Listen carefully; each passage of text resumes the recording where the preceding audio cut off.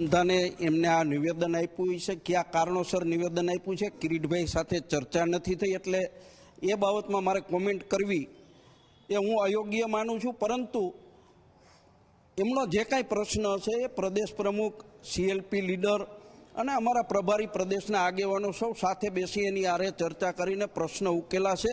અમે પણ કિરીટભાઈ સાથે ચર્ચા કરી અને જે કાંઈ પ્રશ્નો હશે એ ઉકેલવામાં મદદરૂપ થશે. ખાસ કરીને એવું પણ કહેવામાં આવ્યું છે કે આગામી દિવસોની અંદર ધારાસભ્યોની બેઠક નહીં બોલાવવામાં આવે, તેમના પ્રશ્નો સાંભળવામાં નહીં આવે તો આનું ગંભીર પરિણામ આવશે. એટલે શું? મેં આપને કહ્યું કે એને કયા અનુસંધાને કયા પ્રશ્ને એને પક્ષની ચિંતા કરી છે, એને પોતે રાજીનામું આપવું છે એવું નથી કીધું. હું આપની વાત સાથે સહમત છું. એટલે કયા કારણોસર કયા પ્રશ્નોસર કિરીટભાઈ આ નિવેદન કર્યું છે એની યારે ચર્ચા કર્યા વગર હું આપને જવાબ આપું એ અયોગ્ય કહેવાશે.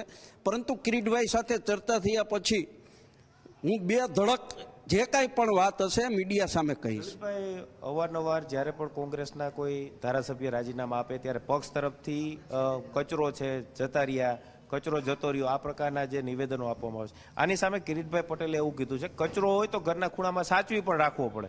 આને આપ કઈ રીતે જુઓ? પાર્ટીના કોઈ આગેવાનો અમારા ભૂતપૂર્વ આગેવાનોને ક્યાંય કચરો કહેતા હોય એવું મેં સાંભળ્યું નથી, અને એવું કદાચ કોઈએ નિવેદન કર્યું હોય તો એ નિવેદન યોગ્ય નથી.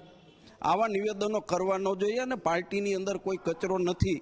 પાર્ટી છોડીને જનારા લોકોના કોઈને કોઈ પ્રશ્નો હશે એને કારણે એ જતા હશે, પરંતુ એને જવાબ એમના મત વિસ્તારના લોકો આપશે. હવે માત્ર 16 ધારાસભ્યો જ કોંગ્રેસના બચ્યા છે.